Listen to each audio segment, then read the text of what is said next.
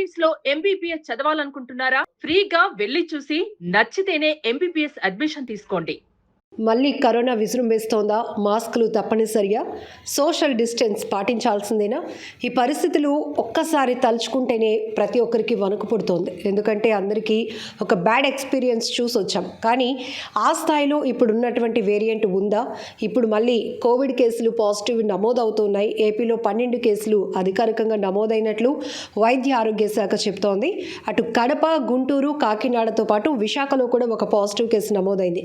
ప్రస్తుతం ఆ వ్యక్తి అయితే హోమ్ ఐసోలేషన్లోనే ఉన్నారు. ఆ ఫ్యామిలీకి కూడా ట్రీట్మెంట్ చేసినట్టు, టెస్టులు చేసినట్లు కూడా వైద్యాధికారులు చెప్తున్నారు. అయితే అంత భయపడాల్సిన పరిస్థితి లేదు, కానీ ప్రజలు అప్రమత్తంగా ఉండాల్సిన అవసరం ఉంది అంటున్నారు. అలానే కేజీహెచ్లో ఈ కోవిడ్ కేసులు ట్రీట్ చేయడానికి కానీ ఐసోలేషన్ వార్డు ఎన్ని పడకలతో ఏర్పాటు చేశారు, ఇక్కడ వైద్య సదుపాయాలకు సంబంధించి ఏ విధంగా అలర్ట్గా ఉన్నారా అని విషయాలు అడిగి తెలుసుకుందాం. ఆర్ఎంఓ డాక్టర్ బంగారయ్య గారు ఉన్నారు. సార్, మళ్ళీ కోవిడా అని ఒక భయం పట్టుకుంటుంది అందరిలో. ఎక్కడో కేసు ఫైల్ అయినా కూడా అది ఇమీడియట్గా ఎలా విజృంభిస్తోందని ఒక భయం. ఏం చెప్తారు సార్? మనందరికీ తెలిసిందే. అందరికీ నమస్కారాలు. 2019 కోవిడ్ సృష్టించిన ప్రళయం లక్షలాది ప్రాణాలను బలికొంది. ప్రపంచమంతా గడగడలాడేలా చేసింది. ఆ భయం అనేది ఎంత ఉందంటే ఈరోజు కూడా కరోనా చెప్తే భయపడే స్థితి ఏర్పడింది. ఇప్పుడు ప్రస్తుతం కూడా మళ్ళీ ఆంధ్రప్రదేశ్లో అక్కడక్కడ కడప, కాకినాడ, వైజాగ్లో మళ్ళీ కోవిడ్ అనేది కేసులు అనేది పాజిటివ్గా వస్తున్నాయి. సో దీంతో 4 మరణాలు కూడా సంభవించాయి. అయితే కరోనా వల్ల వాళ్ళకి ఆల్రెడీ ఉన్నటువంటి డయాబెటీస్, గుండె జబ్బుల వల్ల కూడా చనిపోయినట్టు అనిపిస్తుంది. కరోనా అప్పుడంత వేరియేషన్ అయితే లేదండి. అప్పుడంత వేరియంట్స్ అప్పుడుండే కరోనావి చాలా భయంకరంగా ఉండేవి. పేషెంట్కి నిజంగా కరోనా వస్తే చాలామంది చనిపోయారు. అయితే అప్పుడు కరోనాతో చనిపోయిన కంటే కరోనా భయం వల్ల చనిపోయింది ఎక్కువ కేసులు. నాకు తెలిసినంత వరకు 90% కేసులు కరోనాలో చనిపోయాయి. కొత్తగా ఆ కరోనా రావటం, ఆ కరోనా గురించి డాక్టర్స్ కూడా సరైన అవగాహన లేకపోవటం, ఫెసిలిటీస్ సరిగా లేకపోవటం, బెడ్స్ ప్రొవైడ్ చేయలేకపోవటం, ఏం జాగ్రత్తలు తీసుకోవాలో తెలియదు. అప్పుడు నిజంగా సోషల్ ఐసోలేషన్ కానీ, ఫేస్ మాస్కులు కానీ, శానిటైజర్ పెట్టుకోవాలన్నా, ట్యాబ్లెట్స్ కావాలనుకున్నా, వ్యాక్సినేషన్ మొదట్లో ఇనిషియల్ దొరకలేదు. తర్వాత 2021లో యాక్చువల్గా మన ఇండియాలో ఆ కేసు ఫస్ట్ కేసు స్టార్ట్ అయింది. ఆ తర్వాత 2023 వరకు బాగా భయంకరంగా ప్రజల్ని భయభ్రాంతులు చేయటం ఉంది. ప్రభుత్వం కూడా చాలా సమర్థవంతంగా, సెంట్రల్ గవర్నమెంట్, స్టేట్ గవర్నమెంట్ చాలా సమర్థవంతంగా ఎదుర్కొని మొత్తం కరోనాలో అయితే అందరికీ వ్యాక్సినేషన్ వేసి అన్ని రకాల జాగ్రత్తలు తీసుకొని కరోనా కంట్రోల్ చేసాం. అప్పుడు ఉన్న వేరియంట్ అయితే చాలా బలమైన వేరియంట్. చాలామంది చనిపోయారు. ఏంటంటే ఎవరు పెద్ద వాళ్ళు మన కళ్ళ ముందు చూస్తున్నట్టు ఎంతోమంది, నా కళ్ళుక్స్, డాక్టర్ పురుషోత్తరం అని పేర్లు చెప్పకూడదు, చాలామంది డాక్టర్స్ చనిపోయారు, స్టాఫ్ నర్స్ చనిపోయారు, పబ్లిక్ చనిపోయారు. కానీ పెద్ద చిన్న లేదు, ఏం లేకుండా కూడా చాలామంది చనిపోయారు. చాలా బాధాకరం. ఎవరు ఇంట్లో చూసినా ఒక శవం ఉండేది. మా అపార్ట్మెంట్లో ఆల్మోస్ట్ 10 శవాలు కళ్ళ ముందు చూస్తే కనీసం మనవాడు చనిపోయాడని కాదు, వెనకాదలు వెళ్ళలేని పరిస్థితి ఏర్పడేది. బాధాకరం ఏంటంటే ఇంట్లో డెడ్ బాడీ ఉండి కింద తీసుకెళ్ళి ఎవరో అనాథల శవాన్ని తీసుకెళ్ళట్టు స్పెసిఫిక్ మున్సిపల్ కార్పొరేషన్ కొంతమంది వ్యక్తులు వచ్చి తీసుకెళ్తే కనీసం చూడడానికి కూడా అవకాశం దక్కలేదు. అంత భయంకరమైన వ్యాధి నాకు తెలిసినంత చరిత్రలో చూడాలి. అలాంటి కరోనా వస్తుందంటే ఇప్పుడు కూడా గుండె దడ. అయితే ఇప్పుడు అంత కరోనా ఉన్నటువంటి వ్యాధి మ్యూటేషన్ వల్ల చాలా వీక్ అయింది. బలమైన లక్షణాలు కానీ అవన్నీ లేవు. కరోనా గురించి ఎవరు ఇప్పుడు భయపడాల్సిన పని లేదు. ఒకటే కరోనా అయితే మళ్ళీ అక్కడక్కడ కేసులు వస్తున్నాయి. ఇలాంటి కరోనా లాంటి కేసులు, మలేరియా, డెంగ్యూ, టైఫాయిడ్ చాలామంది చనిపోతున్నారు. ఇది అలాంటి ఒక రెమినెంట్గా మిగిలిపోయింది. ఇప్పుడున్నటువంటి మ్యూటేషన్ వల్ల కరోనా అంతా బాధాకరం అయితే కాదు. అయితే ఏంటంటే ప్రజలకు వస్తుంది కాబట్టి ఖచ్చితంగా సోషల్ ఐసోలేషన్ కానీ, ఫేస్ మాస్క్ కానీ, శానిటైజర్ కానీ, ఏమైనా లక్షణాలు ముఖ్యంగా ఏంటంటే జలుబు, దగ్గు, గొంతు పెట్టడం, టేస్ట్ లేకుండా పోవడం, బాడీ పెయిన్స్, ఈ కామన్గా వైరల్ ఫీవర్కి వచ్చే లక్షణాలు దీంట్లో ఉంటాయి. ఇది ఎక్కువ అంటే థ్రోట్ పెయిన్ ఎక్కువ ఉంటుంది, సోర్ థ్రోట్ లాగా బాగా పెయిన్ ఎక్కువ ఉంటుంది. అయితే ఒకసారి ఈ వైరస్ లంగ్స్లోకి వెళ్ళిపోతే చాలా భయంకరంగా లంగ్స్లో అబ్స్ట్రక్షన్ అంటే ఈ ఫ్లమ్లాగా ఈ సెకండ్ ఇన్ఫెక్షన్ వచ్చి లంగ్స్ వెళ్ళి ఎయిర్ ఫ్లోని ఆపేస్తుంది.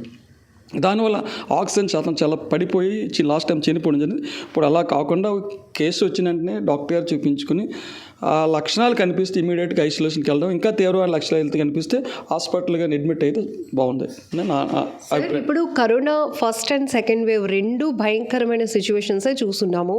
అయితే ప్రభుత్వాల చొరవ ఈ వ్యాక్సినేట్ అవ్వడం వల్ల కొంతవరకు అందరూ బాగానే ఉన్నాం.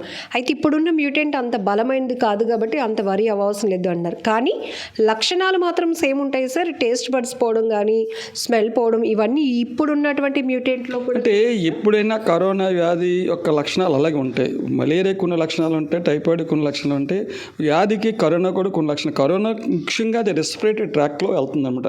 అంటే వైరస్ మనిషి నుంచి మనిషికి లేని గాలి నుంచి కానీ, దగ్గేటప్పుడు కానీ, తుమ్మేటప్పుడు కానీ, కరోనా ఉన్న పేషెంట్ టచ్ చేసేటప్పుడు కానీ, వాళ్ళు మన ఇంట్లో ఉండేటప్పుడు కానీ అది మన ముక్కులో ద్వారా వెళ్తుంది. ఎప్పుడైతే ముక్కులో ద్వారా వెళ్తే ఒక 2-3 రోజులు జనరల్గా ఏంటంటే ఫస్ట్ రోజు కామన్ ఉంటుంది, సెకండ్ డే స్టార్ట్ అవుతుంది. ఇది 2 నుంచి 14 రోజుల వరకు, అంటే 1 నుంచి 14 రోజుల వరకు ఈ కరోనా అనేది బాడీలో ఉంటుంది. ఇది వైరస్ నార్మల్ వైరస్ అన్నీ ఎలా ఉంటుంది, ఇది ఎలా ఉంటుంది. ఒకసారి బాడీ పేషెంట్ యొక్క వీక్నెస్ అంటే సరైన రెసిస్టెన్స్ వ్యాధి నిరోధక శక్తి తగ్గేటట్టయితే, ముఖ్యంగా చాలామంది డయాబెటీస్ పేషెంట్లు, హార్ట్ పేషెంట్లు, పాత జబ్బులు ఉన్నటువంటి పేషెంట్లకు ఏమవుతుందంటే రెసిస్టెన్స్ తక్కువ ఉండడం వల్ల ఈ వైరస్ ఎంటర్ అవడం వల్ల వాళ్ళకి ఈ జబ్బు తీవ్రమై చనిపోయే అవకాశాలు ఉన్నాయి. మామూలుగా అయితే ఇది చనిపోయే అవకాశాలు చాలా తక్కువ. సార్, ఇప్పుడు కేసులు అయితే పాజిటివ్ వస్తున్నాయి. పూర్తిగా ఈ కేసుల్లో కేసు హిస్టరీ చూసుకుంటే సివియర్ ఫీవర్తో పాటు ఏ సిమ్టమ్స్ ఉంటున్నాయి సార్? జనరల్గా ఏ కరోనా వచ్చినా కూడా బాగా జలుబు చేస్తుందండి. బాగా జలుబు చేసి ముక్కంతా బ్లాక్ అయిపోతుంది, ఫీవర్ వస్తుంది. ముఖ్యంగా అంటే థ్రోట్ పెయిన్ వస్తుంది. సోర్ థ్రోట్ అంటే వైరస్ అక్కడే బాగా మల్టిప్లై అయిపోతుంది థ్రోట్లో. ఆ థ్రోట్ పెయిన్ ఎక్కువ ఉండి ఈ జలుబు ఇవన్నీ లక్షణాలు కనిపించుకొని ఇమీడియట్గా మనం స్వాబ్ తీసి పరీక్ష చేసుకోవాలి. కరోనా పాజిటివ్ అయితే అప్పటికి మనకు కంఫర్టబుల్గా ఉంటే లైఫ్ పర్లేదు, లేదంటే ఇమీడియట్గా హాస్పిటల్లో జాయిన్ అవ్వాల్సి వస్తుంది. సరే, ఇప్పుడు మన వైజాగ్లో నమోదైన పాజిటివ్ కేసు, ఆయన ఎక్కడైనా ట్రావెల్ చేసి వచ్చారా? అతనికి ఎట్లా ఎఫెక్ట్ అయింది? అంటే నాకైతే వివరాలు తెలియదు, కానీ పేషెంట్ అయితే బయట పాజిటివ్ హాస్పిటల్కి వెళ్ళి చెక్ చేసుకుంటే బయట పాజిటివ్ వచ్చింది. మన మైక్రోబయాలజీ డిపార్ట్మెంట్లో టెస్ట్ చేస్తే 100% పాజిటివ్ ఉంది. కానీ కరోనా పేషెంట్ పాజిటివ్, లక్షణాలు పెద్దగా లేవు కాబట్టి ఆ ఇంటికి వెళ్ళిపోయి ఐసోలేషన్ వాళ్ళకి వెళ్ళిపోయారు. సో మనం కేజీహెచ్ వరకు వస్తే కేజీహెచ్లో అన్ని కిట్స్ అన్నీ రెడీగా ఉన్నాయి. ఫేస్ మాస్కులు, శానిటైజర్లు, స్టాఫ్, డాక్టర్స్ని అన్ని ముందు చర్యగా మనకి గవర్నమెంట్ నుంచి హెల్త్ డిపార్ట్మెంట్స్ ఇన్స్ట్రక్షన్ వచ్చే దాని ప్రకారంగా మా కేజీహెచ్లో కూడా ఐసోలేషన్ వార్డుకి ఇలాంటి ఎమర్జెన్సీ ఎపిడమిక్ వస్తే ఒక ఐసోలేషన్ వార్డులో పెట్టాం. దానికి స్టాఫ్ని అందరిని ఎలొకేషన్ చేసి రెడీగా ఉన్నాం. కేసులు పెరిగైతే ఖచ్చితంగా మనం గత అనుభవాన్ని పెట్టి, ఎందుకంటే ఇంతకుముందు బాగా ట్రీట్ చేస్తున్నాం హాస్పిటల్లో డాక్టర్స్ కానీ అందరికీ అనుభవం ఉంది. గత అనుభవం తీసుకొని అన్ని జాగ్రత్తలు తీసుకోవడం జరుగుతుంది. సరే, ఇప్పుడు సీజనల్ వ్యాధులు కూడా వచ్చే అవకాశం ఉంటుంది, ఎందుకంటే రెయినీ సీజన్లోకి వెళ్తున్నాం కాబట్టి ఆబ్వియస్లీ ఫీవర్ అనేది కామన్గా ఉంటుంది. ఆ రెండింటికి డిఫరెన్స్ అనేది ఎలా గమనించుకోవచ్చు అంటారు? అంటే జనరల్గా ఏంటంటే సీజనల్ వర్షాకాలంలో వైరస్ బ్యాక్టీరియా కొద్దిగా ఎక్కువ అవుతుంది, దోమలు అన్నీ కుట్టే లక్షణం. మలేరియా ఇవన్నీ కొన్ని లక్షణాలు సెపరేట్ లక్షణాలు ఉంటాయి. ఈ వైరస్ ఓన్లీ కోల్డ్ జలుబు వచ్చి ఆ థ్రోట్ పెయిన్ వచ్చి టేస్ట్ కొద్దిగా తప్పు, అంటే జనరల్గా టేస్ట్ అయిపోతుంది. ఇలాంటి లక్షణాలు స్పెసిఫిక్ లక్షణాలు కొన్ని ఉంటాయి. అప్పుడు మాత్రమే మనం స్క్రీనింగ్ టెస్ట్ చేయాలి. జనరల్గా ఇంకెవరికైనా డౌట్ వచ్చినా లేదా స్టాఫ్ ఈ కరోనా అనిపించినా కూడా మనం సింపుల్గా ఇప్పుడు పిహెచ్సి లెవెల్లో కూడా మనకి ఈ కరోనా కిట్లు ఉన్నాయి, లేదా గవర్నమెంట్ హాస్పిటల్కి వచ్చిన కరోనా కిట్ చేసుకుంటే పాజిటివ్ అనుకుంటే మన ప్రాబ్లం ఉండదు. వాళ్ళ అడ్రస్ తీసుకొని వాళ్ళకి మన స్టాఫ్ వెళ్ళి విజిట్ చేసి చెప్తారు, ఇది మీకు కరోనా ఉందమ్మా, మీరు ఐసోలేషన్కి వెళ్ళండి, మీకు ఏమైనా సివియారిటీ ఉంటే మాకు హాస్పిటల్లో జాయిన్ చెప్తాం. సార్, రాష్ట్ర ప్రభుత్వం వైద్య ఆరోగ్య శాఖ ఆదేశాల మేరకు ఇప్పటికే విశాఖపట్నం వరకు వస్తే ఇటు విమ్స్లో కానీ కేజీహెచ్లో కానీ స్పెషల్ ఐసోలేషన్ వార్డ్స్ సిద్ధం చేస్తున్నారు. పబ్లిక్ స్వతహాగా తీసుకోవాల్సిన జాగ్రత్తలు ఏంటి? అంటే పబ్లిక్ ఏంటంటే ఆల్రెడీ మనకంటే పబ్లిక్ చాలా అవేర్నెస్గా ఉన్నారు. కరోనా వచ్చిందనికంటే అందరూ ఫేస్ మాస్క్లు రెడీ అయిపోతారు, శానిటైజర్ బాటిల్ కొట్టుకుని జోబులో పెట్టుకుంటారు. వీలైనంత వరకు అంటే వాళ్ళకి దగ్గులాగా ఎక్కువ అనిపించి ఉండేటట్టే కొద్దిగా కట్సేపు పెట్టుకుని దగ్గుకొని పక్కకి వెళ్ళాలి. వాళ్ళకి అనుమానం వస్తే ఇంట్లో ఆగిపోవడం మంచిది. వాళ్ళ ఇంట్లో ఉన్నప్పటికీ వేరే సెపరేట్గా రూమ్లోకి వెళ్ళి ఉంటే ఆ వైరస్, ఇది వైరల్ ఏం లేదు, మనం మాట్లాడుతున్నప్పుడు కూడా ఇట్లా థౌజండ్స్ ఆఫ్ వైరస్ వచ్చేస్తాయి. కాబట్టి మీరు ఇంట్లో ఉన్నా కూడా కొద్దిగా రూమ్లో సెపరేట్గా ఉండండి. బయటికి వెళ్ళి మీకు లక్షణాలు ఉంటే దయచేపు కట్షేప్ కానీ లేదంటే ఫేస్ మాస్క్ వేసేసుకోండి. ఒక శానిటైజర్ వేసుకుని, శానిటైజర్లో జనరల్గా ఆల్కలైన్ వల్ల శానిటైజర్లో కూడా వైరస్ చనిపోతుంది. పబ్లిక్లో ఒక డ్యూటీ ఆ ఉన్న 1 వీక్ కూడా, అంటే ఫస్ట్ 1 వీక్ బాగా సివియర్గా ఉంటుంది, 2వ రోజు నుంచి 10వ రోజు సివియర్గా ఉంటుంది. ఖచ్చితంగా డ్యూటీ పెట్టి మీరు ఆగిపోతే బెటర్. లేదంటే మీ కొలీగ్స్, మీ హాస్పిటల్, మీ పనిచేసిన సిబ్బందికి కూడా చాలా ఇబ్బందికరం అవుద్ది. మీరు డ్యూటీ సెలవు పెట్టేసి 10 రోజులు ఇంట్లో ఉండమని నా సలహా. కరోనా పాజిటివ్ కేసుల్లో 4 మరణాలు కూడా వాళ్ళకి ఇతర దీర్ఘకాలిక ఆరోగ్య సమస్యలు ఉండటం కూడా ప్రధాన కారణం అన్నారు. ఎక్కువగా ఈ వైరస్ని ఎఫెక్ట్ అయ్యే వాళ్ళు ఎవరు సార్? ఏ రకమైన? జనరల్గా అంటే aged persons, especially diabetes mellitus, sugar వ్యాధి ఉన్న వాళ్ళకి జనరల్గా రెసిస్టెంట్ వ్యాధి నిరోధక తక్కువ ఉంటుంది. ఈ గుండె జబ్బులతో బాధపడుతున్న వాళ్ళు బాగా జనరల్గా తగ్గుతుంది.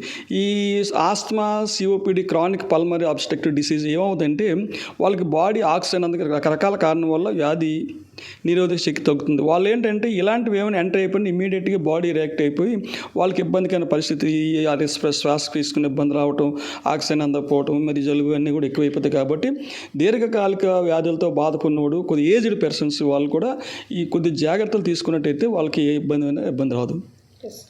ఆర్ఎంఓ డాక్టర్ బంగారయ్య గారు చెప్పినట్టు గత అనుభవాలు, చేదు అనుభవాలు ఇప్పటికీ కోవిడ్ అనే పదం వినడానికే మనకి ఒక రకమైన భయం పట్టుకుంటుంది. కానీ ఇప్పుడున్న మ్యూటెంట్ అంత బలమైంది కాదు, బలహీనమైందే. కాబట్టి దానికి తోడు అందరూ వ్యాక్సినేట్ అయి ఉన్నారు. ఎక్కడికక్కడే వైద్య ఆరోగ్య శాఖ వైద్యాధికారులు అందరూ సిద్ధంగా ఉన్నారు. అన్ని రకాల ట్రీట్మెంట్లకి కావాల్సినటువంటి ఐసోలేషన్ వార్డులు కూడా సిద్ధం చేస్తున్నాం. అయితే ఇప్పుడు సీజనల్ వ్యాధులు కూడా రాబోతున్నాయి. మరీ ముఖ్యంగా ఉన్న లక్షణాల్లో సివియర్గా ఉన్నటువంటి ఫీవర్ కానీ, థ్రోట్ ఇన్ఫెక్షన్తో పాటు ఒళ్ళు నొప్పులు, ఇట్లాంటి సిమ్టమ్స్ ఎవరికైనా ఉండి బాధపడితే కనుక ఇమ్మీడియట్గా అలర్ట్ అయ్యి ఇమ్మీడియట్గా టెస్ట్ చేయించుకోవాల్సిందిగా వైద్యాధికారులు సూచిస్తున్నారు. మరొక వైపు మనందరికీ తెలుసు, వీటి నుంచి, ఇట్లాంటి వైరస్ నుంచి మనం బయటపడాలి అంటే ముఖ్యంగా మాస్క్ తప్పనిసరి అనేది కూడా వైద్యాధికారులు సూచిస్తున్నారు. అయితే సార్ చెప్పినట్టే ఆల్రెడీ అందరికీ ఒక అవగాహన అనేది మనం చూసి వచ్చాం, పాటించి వచ్చాం. కాబట్టి ఇప్పుడు మళ్ళీ అట్లాంటి కేరింగ్ అనేది ప్రజలే స్వతహాగా తీసుకోవాల్సిన అవసరం ఉంది అని కూడా సూచిస్తున్నారు.